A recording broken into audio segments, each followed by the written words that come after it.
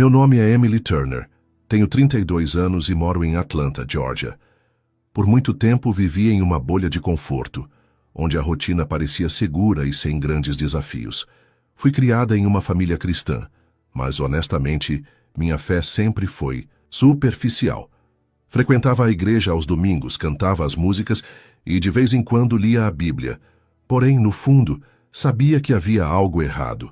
Eu estava desconectada, vivendo mais para mim mesma do que para Deus. Minha vida era confortável. Eu tinha um bom emprego, um marido maravilhoso, amigos, festas e viagens. Mas, apesar de toda essa felicidade aparente, havia uma sensação de vazio dentro de mim. Algo que eu não sabia como preencher. Eu tentava me convencer de que estava bem, de que a vida era assim mesmo, mas uma inquietação persistente me incomodava. Foi em um dia como qualquer outro que tudo mudou. Estava no trabalho, sentada em minha mesa, quando uma dor aguda no peito me fez parar tudo. Pensei que fosse apenas um estresse, talvez um simples problema de digestão, mas logo percebi que a dor estava se intensificando. Meu coração parecia que ia sair do peito. Eu tentei respirar, tentei acalmar minha mente, mas não havia tempo para isso. O pânico se apoderou de mim. Minhas mãos começaram a suar, e por um breve momento senti uma sensação de desmaio se aproximando. Eu gritei por socorro, mas antes que alguém pudesse me ouvir, fui arrancada de meu corpo. O primeiro sentimento foi de absoluto terror. Era como se eu tivesse sido arrancada do lugar onde sempre estive, do único mundo que conhecia. Me vi flutuando, como se estivesse suspensa no ar, sem nenhum controle sobre meu corpo. Eu via meu corpo ainda sentado na cadeira, pálido e imóvel. O barulho da sala desapareceu, e tudo o que eu conseguia ouvir era o eco do meu próprio pensamento. Em seguida, a sensação de frio tomou conta de mim, e uma luz intensa apareceu à minha frente. Era uma luz tão brilhante que, ao olhar para ela, eu senti uma mistura de medo e curiosidade. Não sabia se estava morrendo ou se estava apenas sonhando. Mas, de alguma forma, sabia que não estava mais no meu corpo. Eu estava sendo levada para algum lugar, um lugar onde a noção de tempo parecia não existir. Não havia mais o peso da dor, mas a sensação de desamparo era palpável. Eu sabia que o que estava acontecendo comigo não era normal, e a cada segundo me aproximava de algo maior, algo que eu ainda não conseguia entender. A luz à minha frente começou a se moldar, e à medida que eu me aproximava dela, percebi que estava sendo transportada para outra realidade. Eu não sabia o que esperar, mas uma sensação de pressentimento me envolvia. Eu sabia que as imagens que veria a seguir seriam profundamente significativas. Elas me mostrariam mais do que eu estava pronta para ver, mais do que eu imaginava sobre o mundo, sobre a fé e sobre a humanidade. Eu estava flutuando através de um cenário agora. À minha frente, via uma igreja moderna. Era uma daquelas igrejas grandes, com telões, luzes fortes e um palco impressionante. A atmosfera estava carregada de uma energia frenética. Havia uma banda tocando e milhares de pessoas cantando, mas algo me incomodava. Eu via os rostos, os gestos e a movimentação, mas sentia que havia algo vazio no ambiente. As pessoas estavam ali, mas não estavam presentes. Eu sabia que algo estava errado, mas ainda não conseguia identificar exatamente o que. Foi então que meus olhos se focaram em uma mulher. Ela estava no meio da multidão, com os braços levantados, cantando, mas seu olhar era distante, quase vazio. Ela parecia estar no controle da situação, como se estivesse em um palco, esperando por um reconhecimento. Vi seus pensamentos. Ela estava tentando convencer a si mesma de que estava fazendo a coisa certa. Ela dizia para si mesma: Deus entende minhas fraquezas. Ele sabe que tento ser boa. Mas, à medida que eu a observava, percebia a falsidade em suas palavras. Ela estava apenas justificando a sua vida de conforto e pecado. Ela cantava louvores aos domingos, mas, na segunda-feira, se entregava ao egoísmo e ao orgulho. Ela acreditava que Deus estava de acordo com suas escolhas, porque ela se via como uma pessoa boa o suficiente, sem realmente compreender o que significava carregar a cruz. Eu sabia que essa mulher representava milhões de pessoas. Ela era um reflexo de uma sociedade cristã superficial, que vive de aparências, mas que não entende o verdadeiro significado da entrega a Deus. O vazio espiritual naquela igreja era palpável. As pessoas estavam lá, mas não estavam buscando a presença de Deus. Elas estavam ali para receber, não para se entregar. Eu queria gritar para elas, queria dizer-lhes que o que estavam fazendo era uma farsa, que estavam vivendo uma mentira, mas não conseguia. Eu sabia que não era meu lugar naquele momento. De repente, fui puxada de volta como se estivesse sendo arrastada para uma nova visão, mas a sensação que me deixava inquieta era clara. Essa mulher, essa igreja, essa vida superficial, tudo isso estava longe de ser o que Deus realmente queria para a humanidade. Fui transportada, como se flutuasse dentro de um rio de luz e silêncio. A igreja barulhenta e vazia desapareceu, e em seu lugar surgiu uma pequena construção de madeira, modesta, quase imperceptível. Do lado de fora, ela parecia abandonada, sem placa, sem holofotes, sem nada que chamasse atenção. Mas quando entrei, algo mudou. A atmosfera era densa, mas não de peso. Era de reverência. O ar parecia carregado de algo sagrado. Era como se cada partícula estivesse viva, vibrando com uma presença invisível e, ao mesmo tempo, profundamente real. Vi apenas um pequeno grupo de pessoas ajoelhadas. Não havia música tocando, nenhuma voz alta. Apenas murmúrios de orações e gemidos sinceros de quem conhecia a dor e a esperança. Ajoelhados no chão de madeira simples, homens e mulheres oravam com os rostos no chão. Alguns choravam, outros apenas sussurravam palavras que eu não conseguia entender, mas que meu espírito compreendia. Ali ninguém parecia interessado em ser visto. Ninguém se importava com roupas ou aparência. Cada pessoa estava mergulhada em um tipo de rendição que eu nunca tinha testemunhado. No canto da sala, vi uma senhora com as mãos estendidas, os olhos fechados e o rosto banhado em lágrimas. Ela dizia: Senhor, mesmo que ninguém me veja, que o Senhor me veja. Mesmo que o mundo me esqueça, que eu não me esqueça da tua cruz. Aquilo me atravessou como uma lança. Eu senti como se meu próprio espírito estivesse sendo desnudado ali. Pela primeira vez compreendi o que significava adorar em espírito e em verdade. Não era um show, não era uma performance, era uma entrega, um tipo de amor que eu nunca tinha tido coragem de viver. Enquanto eu observava, a luz nesse pequeno espaço foi ficando mais intensa, mas não vinda de lâmpadas ou janelas. Era como se a presença de Deus estivesse descendo, como se Ele mesmo estivesse ali, tocando cada coração, ouvindo cada palavra. Não era emoção, era real, espiritual santo. E nesse lugar sem fama, sem seguidores, sem som de palco, eu vi o céu se aproximar da terra. Uma menina, não mais que 8 anos, se levantou, foi até o centro da sala e, com os olhos ainda fechados, disse com uma voz firme: Ele está vindo, mas não para quem vive de aparência. Está vindo para quem aprendeu a morrer todo dia, uma criança, com olhos de quem tinha visto além. Foi então que tudo tremeu, um tremor suave, como se o próprio céu estivesse dizendo sim ao que havia sido declarado. E mais uma vez fui levada. Mas algo já tinha mudado dentro de mim. Aquela sala pequena, esquecida pelos homens, era conhecida pelo céu. Era ali, naquele espaço de quebrantamento, que a presença real de Deus habitava. E eu soube que eu jamais seria a mesma. A transição entre os lugares era instantânea. Era como piscar os olhos e acordar em um mundo completamente diferente. Do silêncio reverente daquela pequena igreja, fui lançada novamente para o brilho e o barulho de outro templo moderno. Mas dessa vez, o contraste era ainda mais gritante. Eu estava em um mega evento, dentro de um auditório luxuoso, com luzes, dançantes, fumaça no palco, e um pregador bem vestido andando de um lado para o outro com um microfone reluzente. As palavras dele ecoavam alto, como slogans publicitários. Você nasceu para vencer. Receba o que é seu por direito. Deus quer te ver no topo. A multidão vibrava, gritava, batia palmas como em um show, Mas o que me chamou a atenção foi a ausência de uma única palavra: cruz. Nenhuma menção de renúncia, nenhum apelo ao arrependimento. Tudo era sobre o homem, sobre sua autoestima, sua realização pessoal, seus sonhos.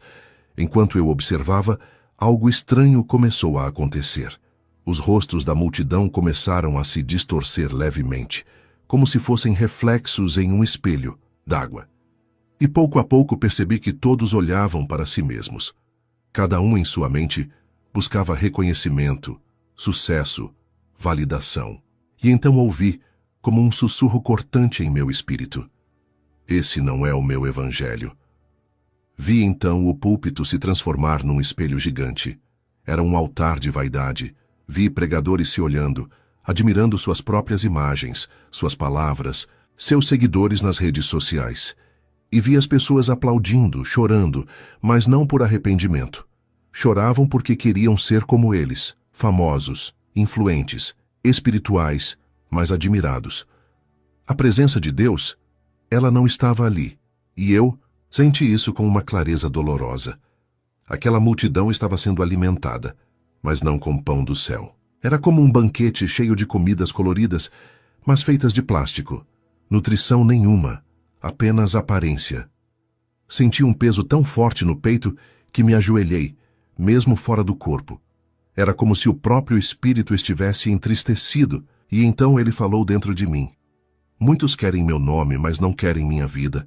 Eles não me seguem, eles me usam. Essa frase ecoou dentro de mim como uma sentença. E me vi cercada de milhares de pessoas que, ao ouvirem a palavra, a usavam como um espelho distorcido, moldando Deus à sua imagem, em vez de serem transformadas à imagem dele. De repente, a cena congelou e um anjo apareceu ao meu lado. Ele não falava, mas seus olhos estavam fixos em mim. E num gesto sereno, ele estendeu a mão e apontou para cima. Eu sabia. A próxima visão estava prestes a me confrontar ainda mais profundamente.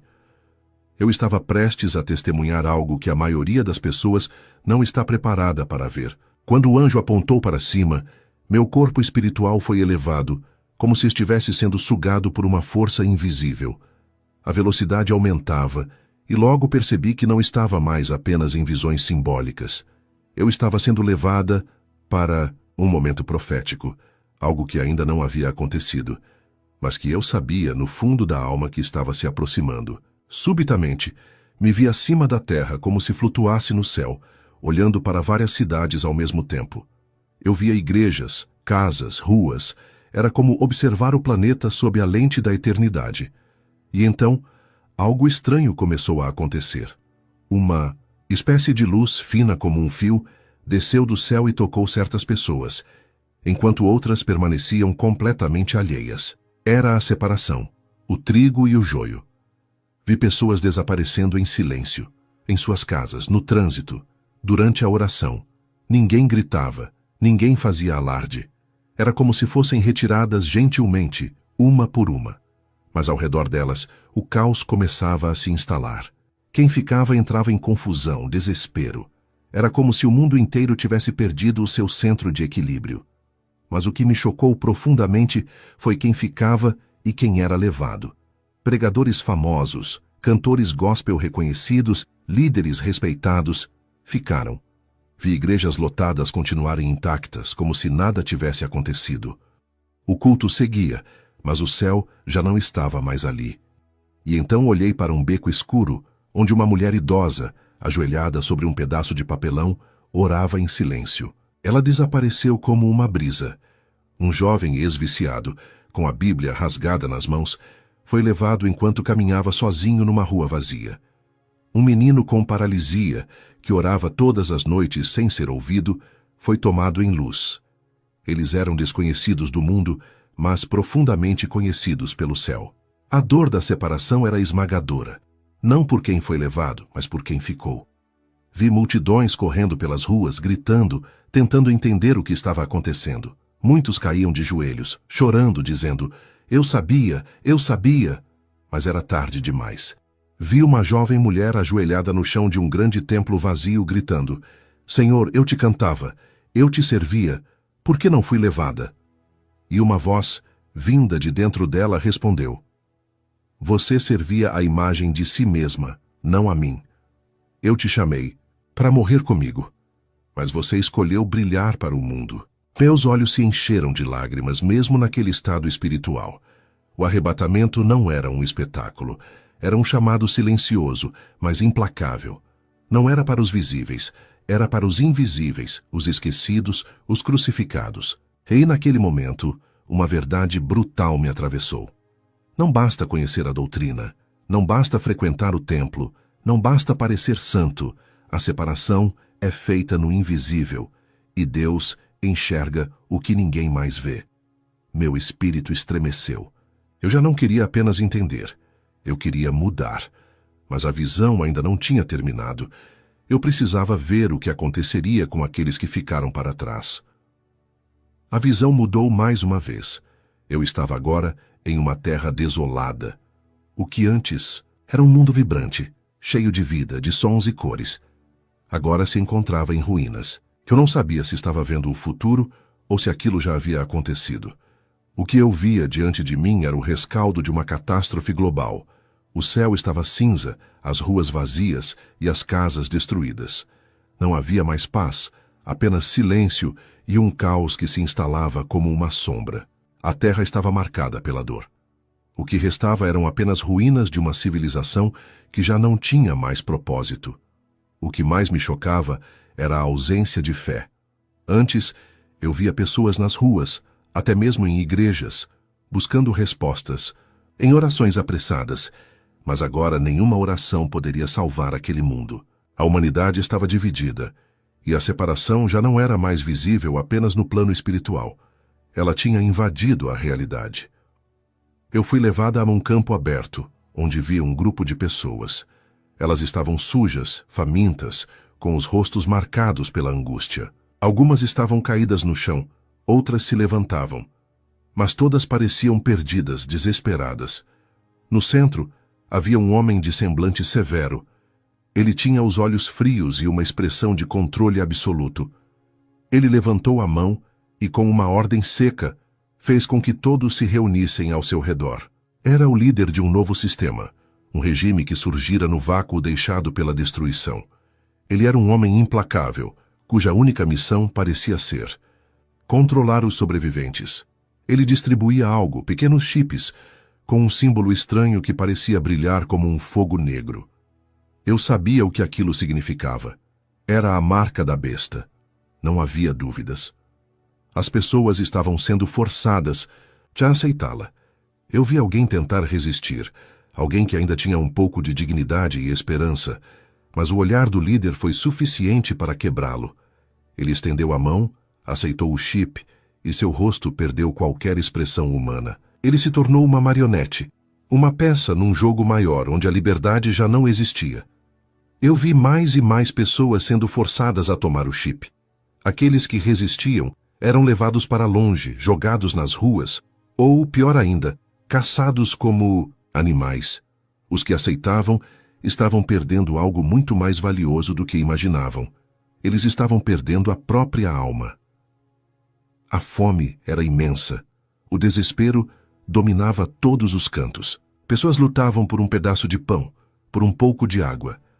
Mas o mais assustador de tudo era a ausência de arrependimento. Aqueles que haviam aceitado a marca, que haviam cedido à pressão do sistema, não buscavam mais por Deus. Não havia mais clamores por salvação. O que restava em seus corações era apenas o vazio da conformidade, o medo do fim e a certeza de que haviam perdido a batalha antes mesmo de perceberem. Eu vi rostos de dor, de arrependimento tardio, de pessoas que agora queriam voltar atrás.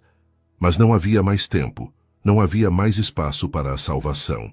Vi aqueles que antes tinham se iludido com a ideia de que poderiam mudar depois agora gritando por ajuda. Mas como ecoando em um vazio, suas vozes não chegavam a lugar algum. O céu estava fechado para eles. O tempo havia se esgotado. A angústia da visão me apertou o coração de forma indescritível. Eu sabia o que era estar perdida. Eu sabia o que era ter passado a vida esperando algo que nunca aconteceria.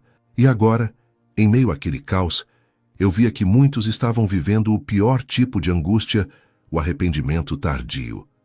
De repente, uma sensação de urgência tomou conta de mim. Uma voz, suave mas firme, ecoou em minha mente. A salvação não é garantida para amanhã, é para hoje, para agora. A hora é agora. Eu fui retirada dessa visão com uma velocidade assustadora, sentindo uma dor imensa por todos os que haviam perdido sua chance, por todos os que estavam sendo levados à destruição, e uma profunda tristeza pelo mundo que havia se perdido. Mas, como sempre, a visão não terminava ali. A voz dentro de mim me preparava para o que viria a seguir. Algo ainda precisava ser revelado. Eu não sabia onde estava mais. O que antes parecia uma jornada linear de visões, agora se tornava um emaranhado de imagens, sensações e sons. Eu estava fora do meu corpo, mas meu espírito parecia se expandir, se perder, se encontrar em todos os lugares ao mesmo tempo. E então, de repente, uma voz me chamou. Uma voz que veio do fundo do meu ser e do infinito ao mesmo tempo. Não era uma voz humana. Era a voz do Espírito. É agora. Você precisa entender a verdade. A voz ecoou, e o espaço ao meu redor começou a se transformar. Eu me vi diante de uma grande multidão, mais uma vez. Mas agora não era uma multidão comum. Eram almas com rostos vazios, sem vida.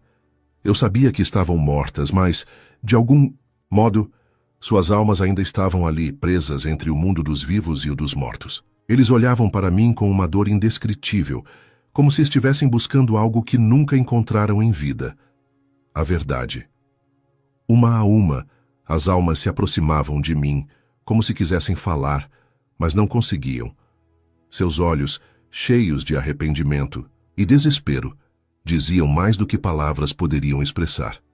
Eles não haviam vivido com a urgência necessária.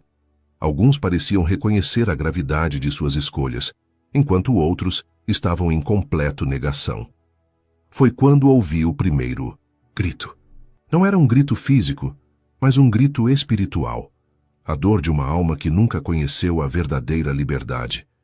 Eu percebi que essas almas estavam presas no tempo, perdidas, esperando por uma segunda chance que nunca viria. E então, percebi a maior revelação de todas. A morte não é o fim. A morte física é apenas uma passagem. O que realmente importa é o que você faz com a vida que Deus te deu, porque depois da morte, ainda há algo maior em jogo, a eternidade. Eu vi rostos de pessoas que, em vida, se disseram cristãs. Pessoas que frequentaram igrejas, mas viveram para si mesmas, sem jamais se entregarem verdadeiramente a Deus.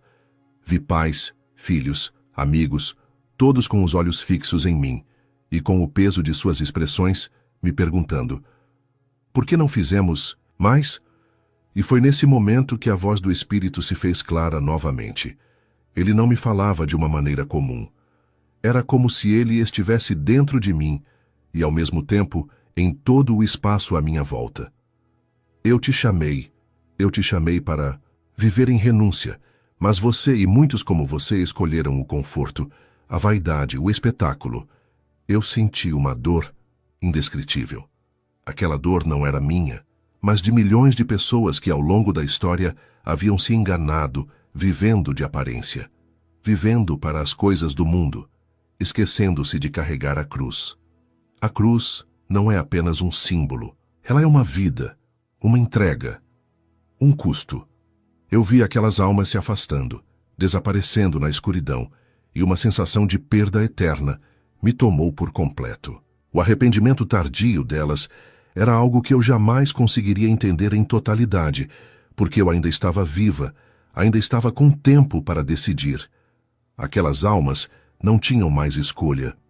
O Espírito então falou, mais uma vez, com uma urgência que me cortou a alma. A salvação não está em palavras bonitas.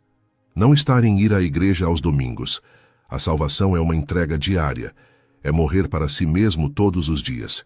Não adianta ser visto, ser reconhecido. O que importa é ser fiel até o fim. Era uma mensagem simples, mas tão profunda, que parecia que o peso do mundo estava sobre meus ombros. Eu sabia que meu caminho seria diferente a partir daquele momento. Eu tinha a missão de levar essa mensagem, de viver com essa urgência, com essa dor. Porque, mais do que qualquer coisa, a salvação era um chamado que não podia ser ignorado. Não era para quem queria ser famoso. Era para quem estava disposto a ser invisível para o mundo, mas conhecido por Deus. E foi com esse peso no coração que eu fui retirada daquela visão. O Espírito me deixou com uma sensação de urgência, como se o tempo estivesse se esgotando, como se algo estivesse prestes a acontecer e eu precisava estar preparada. A terra, as pessoas, o sistema, tudo estava caminhando para um fim. E eu precisava agir agora.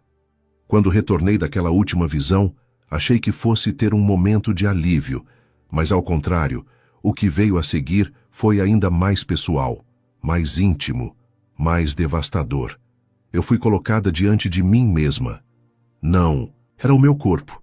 Era a minha alma, nua, sem máscaras, sem justificativas, sem as palavras ensaiadas que tantas vezes usei para acalmar minha consciência. Eu estava diante de um espelho espiritual, e o que vi ali me desmoronou. Vi os momentos em que cantei louvores com lágrimas nos olhos, mas pensando no que precisava postar depois. Vi as vezes em que levantei minhas mãos em oração na igreja, e logo depois falei mal de alguém com orgulho no coração. Vi quando compartilhei versículos nas redes sociais, mas não quis perdoar uma pessoa que me machucou. Tudo aquilo que eu pensava que ninguém via, Deus via. Não como fatos isolados, mas como reflexos do que realmente habitava em mim. Uma fé moldada pelo conforto, pela conveniência e, acima de tudo, pelo medo de perder o controle da minha vida. Eu vi a minha religião e não vi Jesus. Essa foi a dor mais profunda, porque no fundo eu acreditava que era uma boa cristã. Eu me comparava com outros e pensava, não sou perfeita, mas também não sou má. Mas ali, diante da verdade crua e santa, eu entendi que o problema nunca foi ser imperfeita. O problema era viver fugindo da cruz. Era evitar o confronto com a minha própria carne. Era negociar o evangelho para caber no meu estilo de vida. E então, como se o Espírito me desse uma última chance de olhar tudo com olhos celestiais, fui transportada rapidamente por lembranças da minha vida, como num filme acelerado. Vi momentos em que Deus me chamou em silêncio, através de dores que eu ignorei. Vi pequenos encontros com pessoas simples, que falavam dele com amor, mas que eu desprezei como fanáticos. Vi quantas vezes o céu tentou me alcançar, e eu escolhi o mundo. E como uma pancada, veio a pergunta: se o arrebatamento fosse ontem, onde você estaria agora? Meus joelhos espirituais se dobraram. Meu espírito chorava. Não havia como mentir. Eu teria ficado para trás. Não por falta de conhecimento, mas por falta de entrega. Eu queria Jesus como Salvador, mas nunca como Senhor. Queria o céu, mas não queria morrer para minha vaidade. Queria ser usada, mas não moída. Queria ser luz, mas sem passar pela cruz. Foi nesse momento que ouvi novamente a voz do Espírito com ternura e autoridade. Emily, eu não te chamei para viver para você. Te chamei para morrer comigo. Essa frase me partiu, porque ela revelava tudo o que eu nunca quis encarar, que o cristianismo real não é sobre o que você sente ou mostra, mas sobre o que você sacrifica, sobre quantas vezes você diz não para si mesmo por amor a Deus, que carregar a cruz dói, mas é a única ponte para a eternidade. Eu chorei. Chorei com uma dor que não vinha da mente, mas da alma, porque naquele momento vi quem eu realmente era e quem eu poderia ter sido se tivesse vivido o Evangelho por inteiro. E ali, naquela revelação silenciosa e brutal, compreendi que ainda havia tempo, ainda havia misericórdia. Eu não tinha morrido de verdade. Eu ainda podia escolher. Mas aquela escolha precisava ser radical, urgente, total. A visão começou a se dissipar lentamente, como uma névoa se afastando ao amanhecer. Eu estava novamente em meu corpo, mas agora tudo parecia diferente. Eu podia sentir meu coração batendo de maneira acelerada, mas ao mesmo tempo havia um peso esmagador sobre ele. Cada respiração parecia mais profunda, mais consciente, mais urgente. Eu sabia que o tempo havia se tornado meu maior inimigo. Aquela sensação de urgência que tomara conta de mim durante a experiência de quase morte não desapareceu.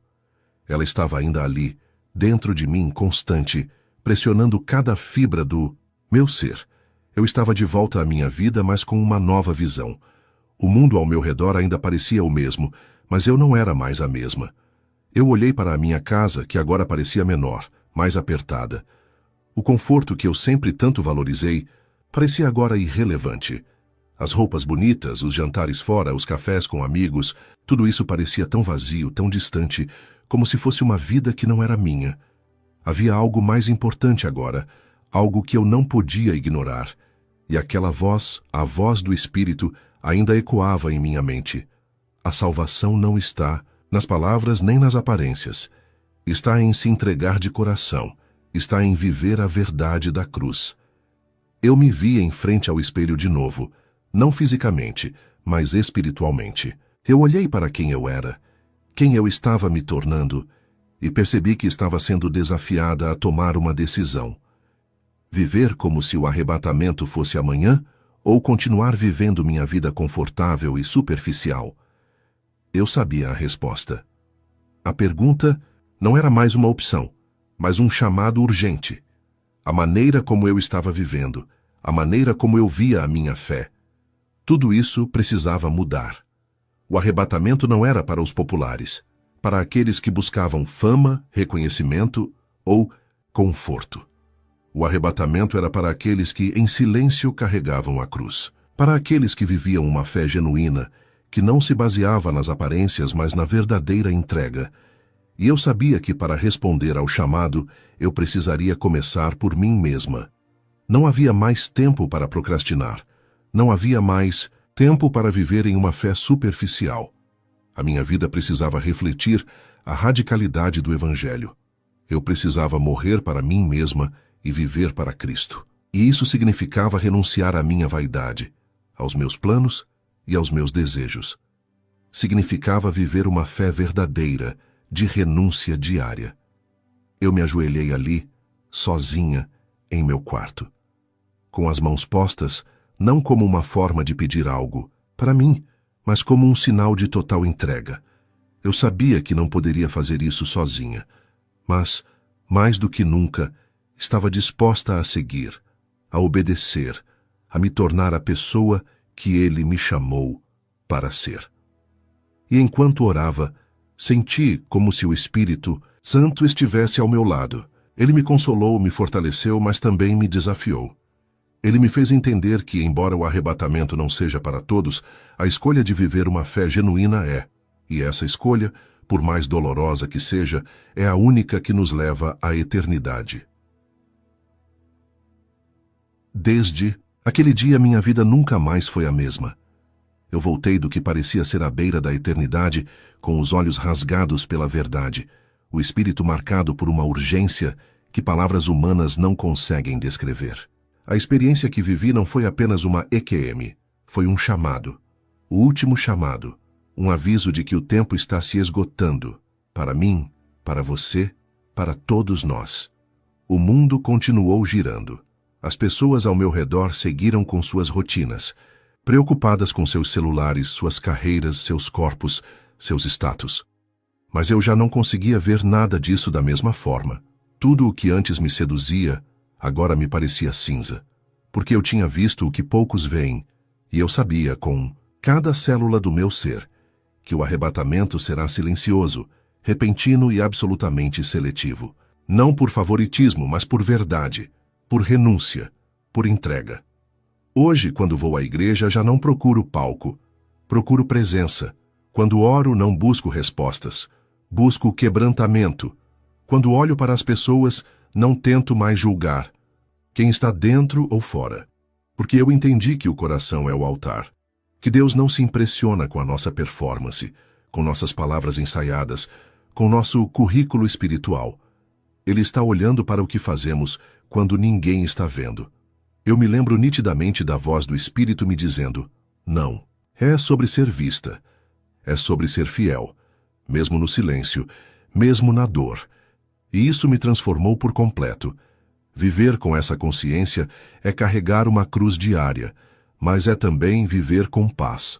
A paz de quem sabe que está na direção certa, ainda que seja a mais estreita, ainda que doa, ainda que custe tudo. Hoje eu tenho um compromisso com a verdade. E se você está ouvindo meu testemunho, não é por acaso. Essa mensagem não é minha, é dele. E ela vem com peso, com lágrimas, mas também com esperança. Você ainda tem tempo, mas não muito. Não espere por um sinal no céu, não espere por um profeta te chamar pelo nome. O chamado já foi feito, e ele é para os que ainda têm ouvidos para ouvir. Levante-se, desperte, volte à cruz, abandone a fé de aparência, morra para si, viva para Cristo. Porque no fim, não será sobre quem foi aplaudido, mas sobre quem foi encontrado fiel. E ele vem. Está mais perto do que imaginamos.